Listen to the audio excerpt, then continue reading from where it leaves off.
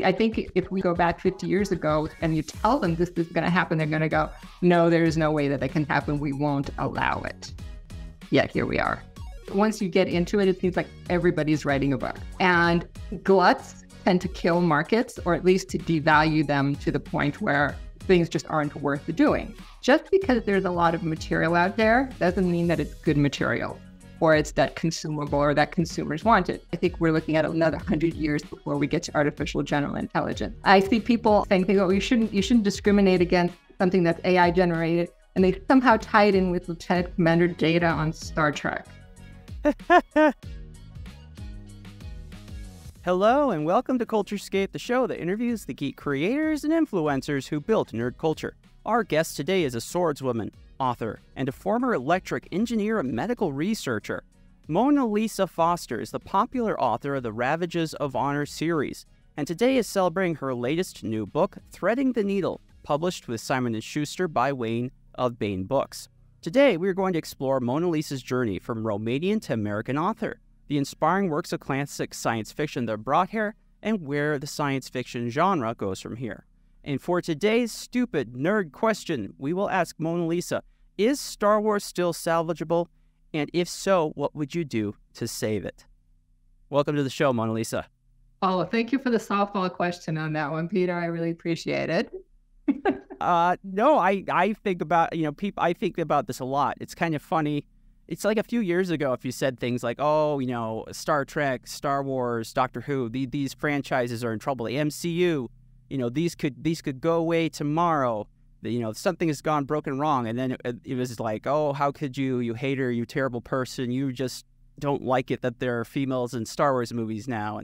And now it's like, fast forward to 2023, and it's like everyone is like, yeah, Disney's done. It's toast. Star Wars is gone. Put it in the grave. That's it.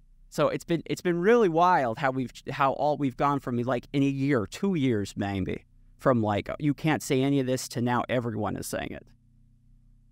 I think fixing it just probably would entail going back to the original source material. I know a lot of people who like the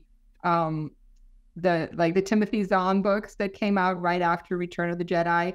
I think there's a name for it that is expanded. Am I thinking of the wrong franchise? No, you're right. It's the Expand Universe. Yeah. And I think you're referring to the Thrawn. So yeah, the Thrawn series, which is Heir to the Empire. Yes. Well, I remember reading those after Return of the Jedi came out. The ones where Luke falls in love, and we assume he had a family, and a lot of my friends who are bigger Star Wars geeks than I am talk very much about why didn't they just go with that? Why did they have to change the storyline? Why did they have to do what they did with? Why did they allow Kathleen Kennedy to do what she did with the IP? And I think that they're right. I think that all of those particular titles stuck with the promise of the original storyline. There was just the idea of telling a good story, of having an adventure. There were some romantic subplots. There were things that people could relate to, and instead of whatever it was that Kathleen Kennedy decided to do with the Force's female kind of thing. And it's not that we hate female protagonists. I write female protagonists, and I love strong female protagonists like Helen Ripley from Aliens, like Lady Jessica from Dune. What they have in these franchises are not those kind of characters. They have a caricature of those characters, and I think that's very sad. I think that's one of the reasons that people can't, well, at least some people can't get into these new stories in the way that they were spun by Kennedy and other people. Yeah, it hasn't been quite the same since Disney purchased Star Wars. Even the books themselves, they have gotten much worse. They used to be published with Del Bray, and then after Disney came in, they wanted to switch all that up. And it's like the quality of authors are coming in. They're people you never heard of. They tend to be younger, more diverse. Not that there's anything wrong with that, but they may not have much of a track record when it comes to putting out quality fiction, and it shows. I just think it's just been so mismanaged. There are a lot of people like, oh, this is doomed. There's no way it could come back. But I still feel like there's enough interest left. There's enough. There are embers. You get the oxygen going. Maybe put on some fresh wood. Maybe we can get this bonfire going again. So I don't think it's completely over, but it's going to be a heavy lift. I don't know if that means that these properties have to get sold or what would have to happen to save it. But I still am a positive person that thinks it can happen. But I might be wrong. I hope I'm not wrong, though. I mean, it would be nice if these things would be okay. And speaking of books, that is kind of how you got to where you are today. What my viewers do not know is you are an American author, but that is not actually where you were born. You are American by way of immigrating from Romania. Yes. So my family defected and came here about 1979, which means I was about 9 or 10 years old when we finally immigrated over. It was during the time when Ceausescu was still in power. So we were essentially refugees from communism. Yeah, similar to Ayn Rand. She also was from Romania, though her family left before Ceausescu and the Soviets had fully got hold. I believe she was Russian, actually. She's officially Russian, yeah, but I believe her family was. I don't have my Ayn Rand. I don't either. Biography in front of me. Yeah. So I mean, we defect. My family defected. My father defected first, and then we were allowed to leave a few years later. And one of the things that happened was that I was the official family translator. I was designated as the person that was going to learn English and act as translator. And a lot of pressure for a young kid. Yeah, but that was not that unusual. I mean, one of the things about the culture there was that they didn't coddle you until you were 26. They didn't coddle you until you were 13. It was very much as soon as they felt that you were able to do anything, you were expected to fulfill that role. And a lot of it was very, very sink and swim. It was just a different, I guess, more of an old world attitude, because they don't have the time to wait for you to decide that you have found yourself and you finally want to join the adult world and take on adult responsibilities. Just pretty much aren't given a choice. But what that meant was that my mom bribed the right officials so that I would get put into a class that taught English rather than German or Russian, which were the other two things that were being pushed at the time. So I started learning English in school about first grade. And I think I was about third grade when we left. And when we came here, and my father had already been here for a while, but my mom and the other part of my family wasn't. But I was still the designated translator because I knew English best. And one of the things that I did when I came here is I taught it to myself by translating Heinlein's Juveniles from English to Romanian using a dictionary. That is how I taught myself English. So that's so interesting. That's such a unique choice of novel to do, and that seems like a little bit difficult for someone, especially that's just trying to start out reading English. It was something that was pushed my way by a librarian because that's where I was doing this. I would go to the library and do this on my own, and I'm not sure why the librarian decided to give me science fiction in the first place. I don't know why it was Heinlein in the first place. I'd like to think that there was there's some serendipity behind it looking at it now, because it in a lot of ways I think that Heinlein ended up being sort of an intellectual father for me. It was and this may have been the reason that the librarian might have done it. The idea of you as an individual, that was it's a very strong thing that runs out through all of Heinlein's work. Well, we didn't have that in Romanian culture.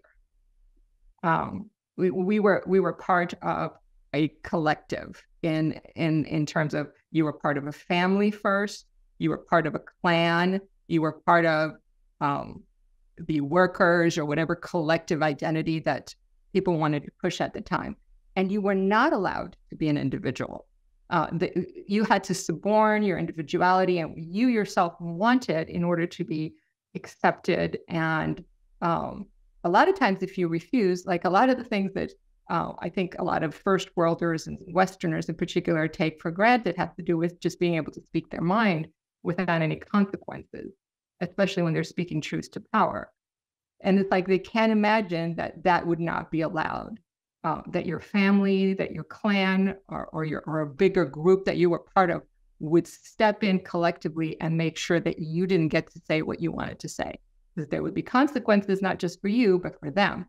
So they relied on this kind of group pressure to keep us in line. And because of that, we really didn't have identities in the same way. And those stories helped me realize that, oh, there's this individualism running through them and through the characters that I think really helped me figure out how to fit into American society. That is such a cool influence. It's such a neat, you have a cool origin story. I like it. Heinlein's great.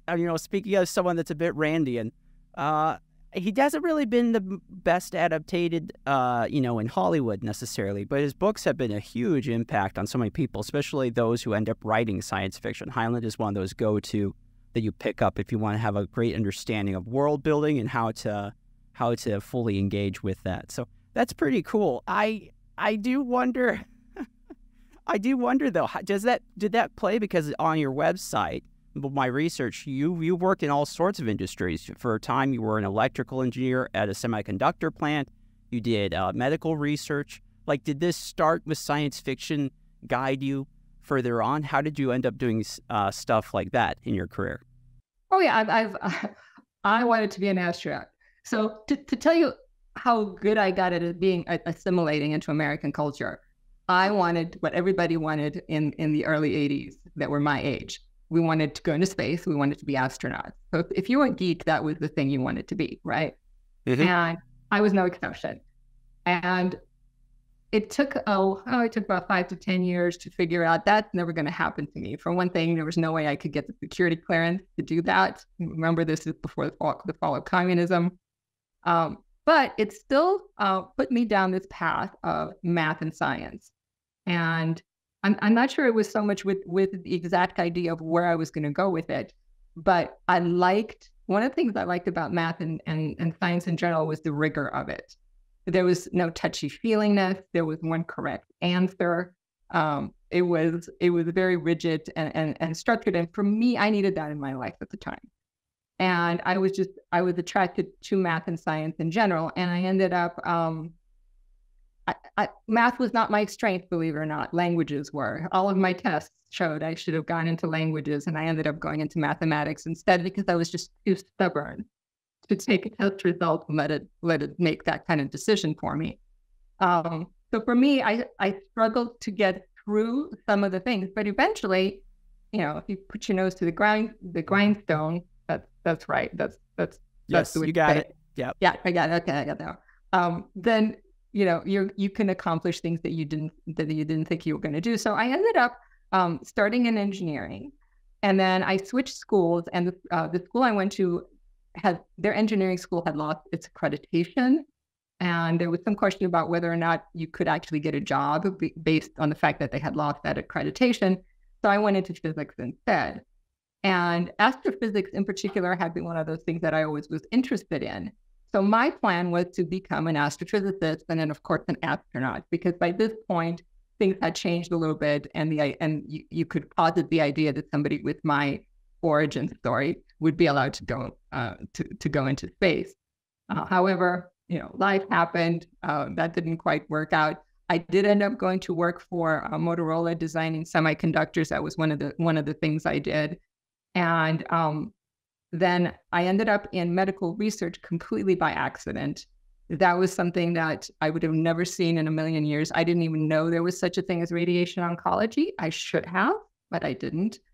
And it was one of those things that I kind of fell into. I was in the right place at the right time.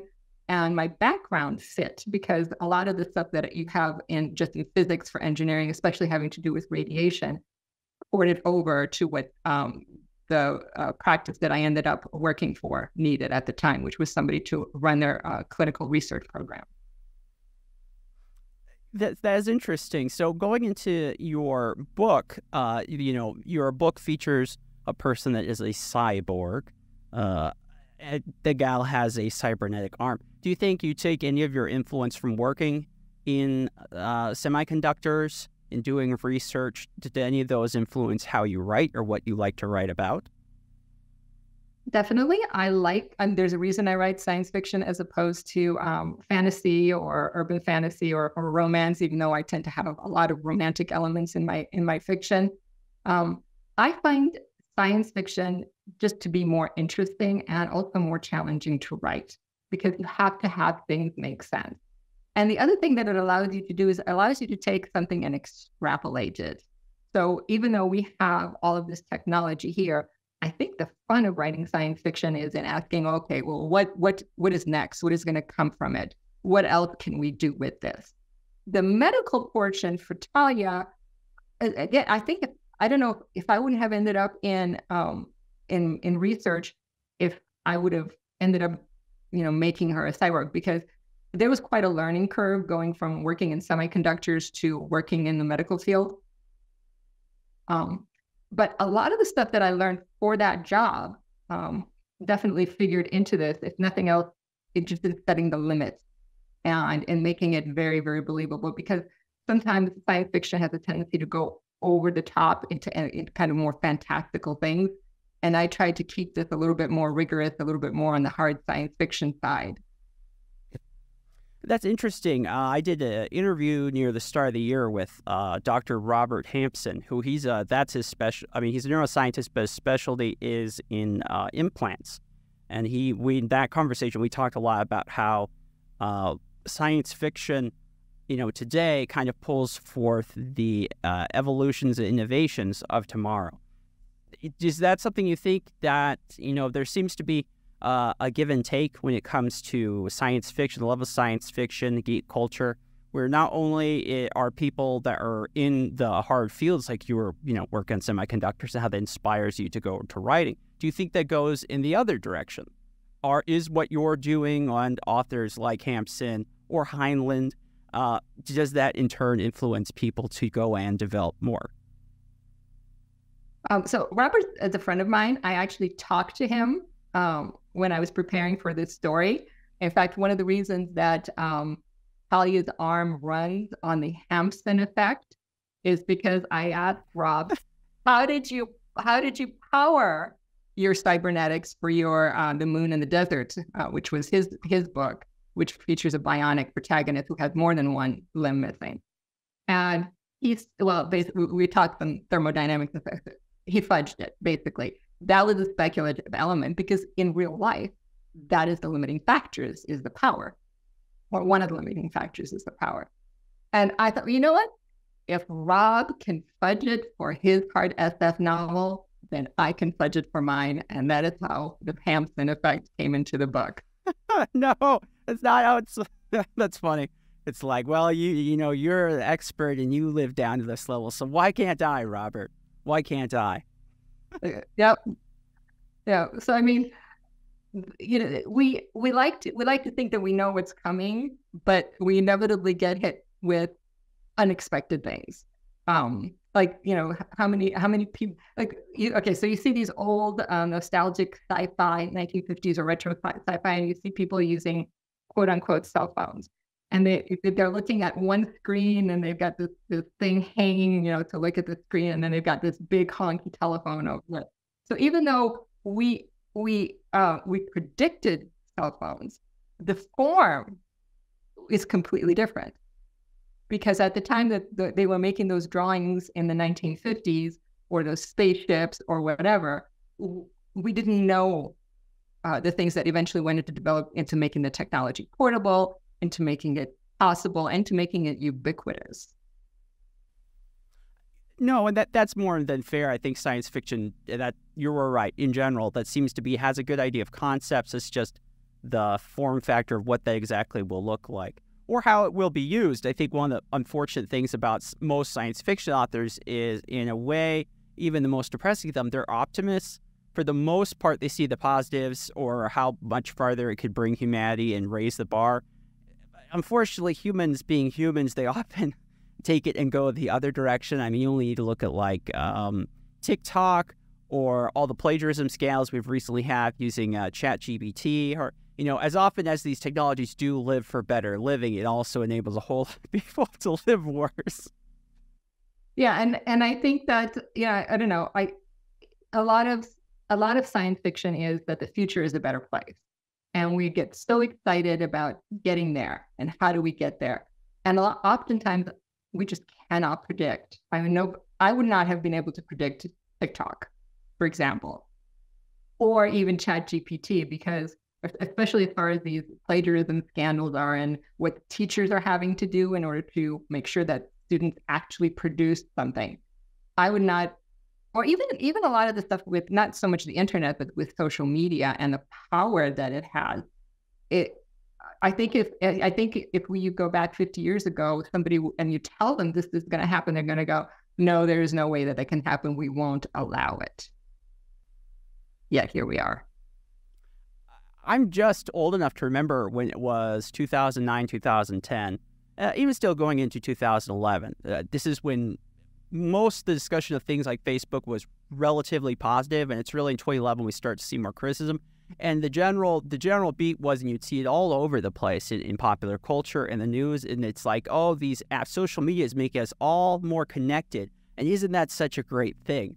And if you just fast forward a few years, if this is true as it was in 2017 following the presidential election, or even today, it's a completely different look. It's like, oh no, now we know too much about our neighbor. Now we're much too connected. So, but maybe these are things where it didn't have to go this direction. You know, there's that human agency factor. It's like, did TikTok have to exist? Did these negative uses of this technology have to happen, or was it a choice? That's an interesting question probably to think about for another sci-fi novel. What is your experience so far working as a science fiction author? It is, as of late, a tough time to be in the book business. Bain is wonderful. Big fan of Bain. They helped put together the show, so always grateful to them. But not easy. Not easy. I mean, I'm on the newsy side, and it's rough. It's pretty rough out there.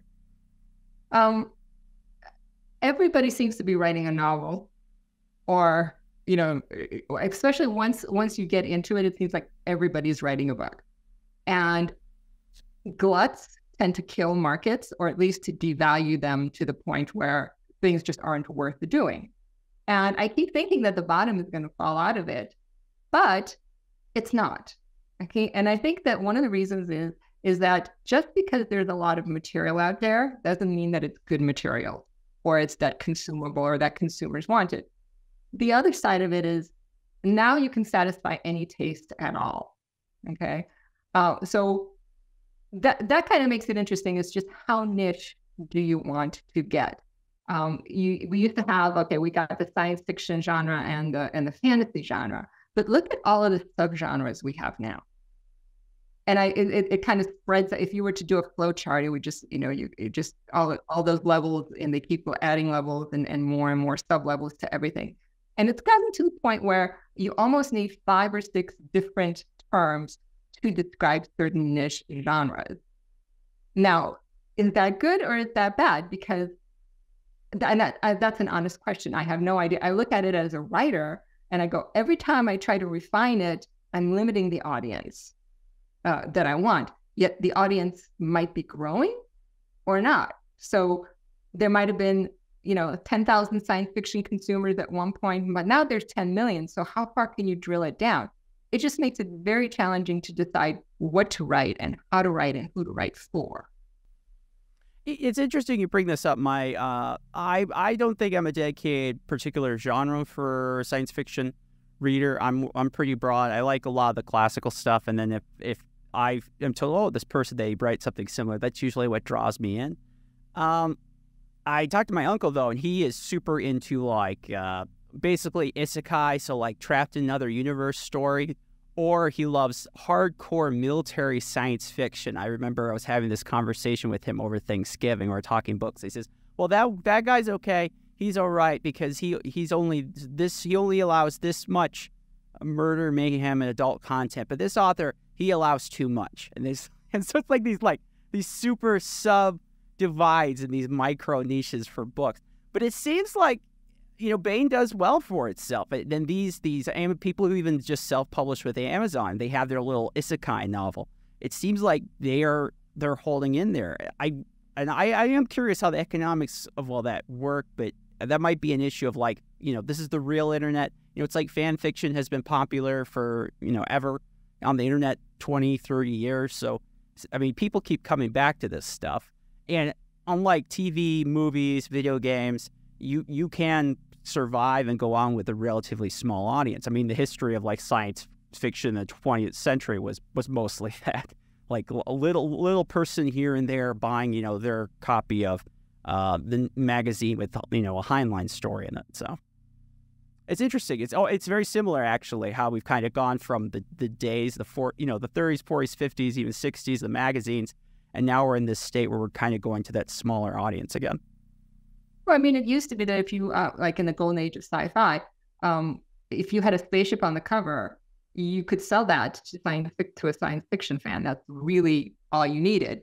I think that's one of the reasons that space opera came about, and it came about as a derisive term for a horse opera in space, because it was considered lowbrow. It was, basically, as long as you had a spaceship on it, it could be any other story but in space. So that was meant to be kind of a derisive way of describing it. And look at what happened to it now. Now, space opera is a great term that you have. It's no longer derisive. It is its own genre. And so people think of it positively rather than derisively. Now, it took 70 years to get here, but it happened. Now, I think today things will happen a lot faster. They tend to snowball. And I honestly don't know where it's going to go. I think this is one of there's a singularity. Yeah, no, space opera kind of took over everything in a way it still has. Not totally to the positive. I think it kind of lowered the intelligence level of popular science fiction. But then the Hugos, they did their part in that too. So I mean, it's not just Star Wars and Star Wars wannabes. I mean, there's a lot of people to blame for that problem. I mean, what is science fiction? That definition keeps changing too. And a lot of times it's very everybody has their own very specific idea of what science fiction is. I know I do, and I don't know that a lot of people would agree with it. But that just kind of speaks to, yes, it's grown to the point where people want to redefine it, and they want to either apply it to their own thing, or it's veneer, or take the good things from it and apply it to their own thing, or they want to prevent other people from quote unquote polluting it. And I think that's a hazard of becoming popular. It is weird. I mean, even entering when I was undergraduate in college, so this is the early Obama years, it still was pretty negative term to be considered a geek or a nerd. There was still some social bullying at that part, and it was still seen as a more niche trend. But it's weird because sometimes I kind of long for those days, because these Dungeons and Dragons, you could go to any table, or you go to the anime or sci-fi convention, politics never comes up. It's not all that divisive. I mean, yeah, grooming standards could do a lot better. Not enough people are wearing deodorant. But all in all, a very welcoming place. And then we have this change in the 2010s where being a nerd all of a sudden becomes popular. And a lot of those same people that used to bully me, now they're they kind of want to push you out and take your nerd hat and put that on their head. And so I don't think I'm alone in this. I'm not sure if that was totally a positive change or not. Well, I think there's a saying that says that success has many fathers, but failure is an orphan. And I see what you're saying as a symptom of that. Once something becomes successful, everybody wants to claim it. They want to say that they're a father, that they had something to do with it becoming popular. If science fiction would have remained a failure, nobody would have wanted to do anything about it or with it. Yeah, I was rewatching a documentary on the history of Doctor Who, because Doctor Who just had its big 60th anniversary. And the rise of popular science fiction at the end of the 70s with Star Wars, basically is what killed off Doctor Who, because all of a sudden you had this huge icon, and then anything that the UK could produce, it just looked so shoddy in comparison. And that kind of was the death knell for that era of science fiction. I do wonder where science fiction goes from here. I'm not saying just this in a pot. Sometimes I'm a very negative Nancy. I'm a realist. I brought up Ayn Rand earlier. I have that problem. So not just the negative, but I mean, where does science fiction go from here? We're seeing incredible technology in front of us. I mean, general AI could really be a thing. I mean, we know that there's some truth, or at least very strong argument, there's something to alien life. I mean, we're living in a very exciting time with the ideas of science fiction that we've dreamt about, for 150 years. A lot of that stuff's coming to reality. How does that affect the fiction going forward? How does that, change the audience for it? Do you have any thoughts on that matter? Oh, no, that was a little on the broad side. I think that in some ways, when science starts to snowball and things start to happen fast, it's very hard to be a science fiction writer, because what you wrote, it might take you a year to write a book. So if I was to write a book about something that's trending now, I'm taking a great risk as a science fiction writer, in that by the time it comes out, it takes me a year to write. It takes Bain another year or two to publish it. Now we're 3 years out. What I may have chosen to write about, especially if it's near future, could already be, have made obsolete or whatever. Now, as far as generative AI rather than artificial general intelligence, so I think a lot of people confuse generative AI with artificial general intelligence.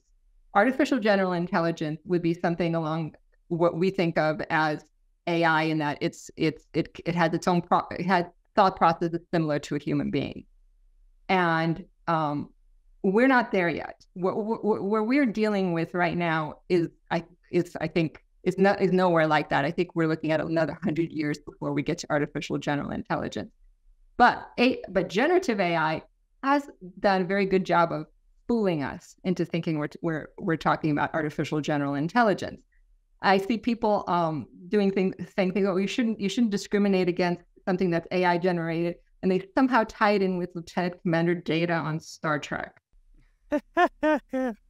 And I'm like, yeah, what? That sounds like an argument you would see on Twitter. Yeah. Yeah. Okay. Yeah. Or Facebook or something. And I'm like, what? And it just, so I think the readers are expecting more and more advanced technology, which is actually harder and harder to relate with. And that's one of the things about making a good story. You have to have a relatable character, especially a relatable protagonist. And when you take the risk of writing something truly unique or truly strange, you risk not being able to capture a reader because they cannot possibly relate to something. So one of the examples I like to give is, if I was to write a story about the broccoli people of Brassica 4, how well could you as a reader relate to a piece of broccoli? This sounds like it's going to be like a children's book or a piece of satire. I would read it though. But they like hot butter baths.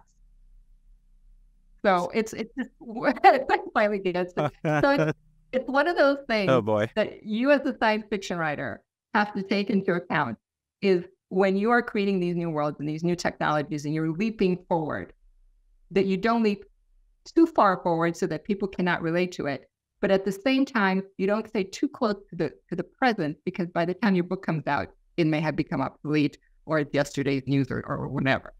I think that's one of the challenges of making good science fiction today. Yeah, it's just a weird time to be an artsy person, to work in fiction in general. I think the quality standards have slipped in a lot of ways. Like the Hugos I mentioned just briefly, but just like what's considered popular and good has shifted. But I think it's shifting back, because I think I see things like the fall of Disney, the MCU. I think people are beginning to recognize there's a major problem with, for some reason, maybe they can't put their finger on what's gone wrong. That's why I think a lot of the arguments about wokeness, it's really just a way to say that something has gone bad. Whatever thing has happened, I give an inkling that maybe the companies, maybe the publishers, the people who are the gatekeepers, are learning, and I'm hoping maybe things shift back, but I could be wrong. What gives you hope about science fiction? What do you love about science fiction? Are there people that you really enjoy reading today? Like, you loved reading Heinlein in the past. Who are the authors you look forward to reading now? I think probably my favorite author going into these days is Lois McMaster-Bujold. She did the Vorkosigan saga. I don't know if you're familiar with that. It's space opera. It has the military SF component, but it more importantly just has a really, really great character. And I really enjoyed the Babylon 5 series. I was kind of hoping that they would make a comeback. And again, one of the reasons I enjoyed that is it had really, really great characters. The storyline didn't have a lot of messaging. I didn't sit down with it and think, oh, okay, now I'm going to be preached to. Or the only reason they inserted into this character, that they inserted this particular kind of character into the story was to tokeneer, to have a token kind of character, or this is a token storyline. It did a little bit, but not most of the time. So for me, it's really characters that define it. You give me a great character and give me a reason to suspend disbelief, and I can handle pretty much anything, including stuff that maybe has some sort of messaging in it, because all good stories need to have a message, not necessarily messaging. So those are the things. Those are the kind of the things that I look for. So for me, the things that kind of push me out is just things that are mostly plot, that you don't really have good characters to carry the plot. But as long as you have great characters, I'll read pretty much anything. And it's one of the reasons I read across genres. I read pretty much everything but mysteries. So I read thrillers, I read romances, I read historical fiction and alternate. My taste really is about characters and good writing. So you definitely buy into the idea that a good writer comes from a very well read reader. Thank you. I think so. I mean, writing is not the opposite of reading, but yes, I think you have to have that information kind of sitting in the back of your mind. You have to enjoy reading, and you have to enjoy stories, and you have to enjoy just the active process that is reading. So it's different in that it's not like TV or where it's just kind of you're a passive recipient. But with reading, you have to be a more active participant in the process. And I think all the people that are hooked on that kind of thing got hooked on it at a fairly early age and just continue to read through adulthood.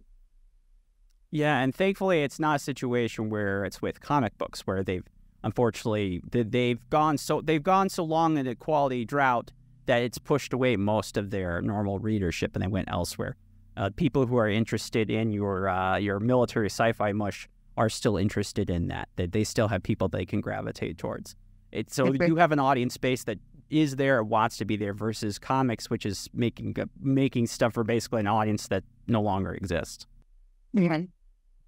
So having your time now as being an author, where do you think it's going to go from here? You're obviously still interested in writing.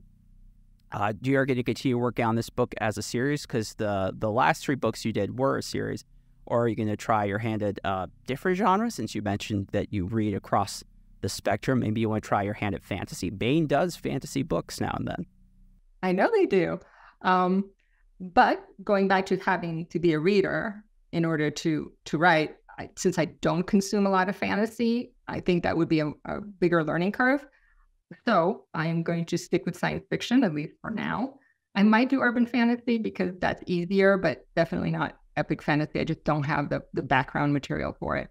I had written Threading the Needle in a way that it's a standalone story. So it's a complete story, beginning, middle, end, no cliffhangers. But I did leave myself open to expanding it, perhaps with a different protagonist.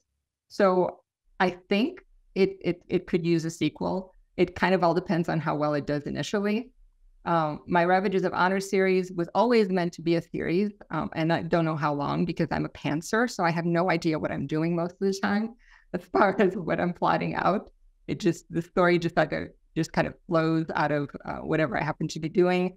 So even though I planned it to be a series, I can't tell you that it's going to be a 10. So you say pantser, and you mean by the seat of my pants, or you're wigging yes. it? Yeah. Okay. Yes. Thank you. I'm mostly right by the seat of my pants. I know where I'm going, but I don't know how I'm going to get there.